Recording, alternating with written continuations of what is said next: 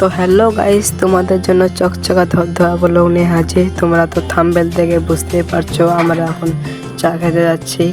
তো গাইস দেখুন, আর এই দুটো মাত্র একদম গার্লফ্রেন্ডের সঙ্গে কথা বলার জন্য একদম এমন ব্যস্ত। আজকে আমাদের ফুলবাড়ির ডলি ভাই আসছে, ওর কাছে চা খেতে যাচ্ছি, আর আমরা তো তখন টোটোর জন্য অপেক্ষা করছি গাইস। তো দেখুন ফাইনালি আমরা টোটোর মধ্যে চাপে বসছি। গাইস আমার ফেসটাও একটু দেখুন। আরে হাওয়ার মধ্যে আমার খালি চুলগুলো এলোমেলো হয়ে যাচ্ছে। আর আমাদের এখানে জায়েদ ভাই টোটো ভাড়া দিচ্ছে। আর গাইস এই দোকানটায় হয়, আর এই দোকানটাতে আমরা এখন চা খাবো।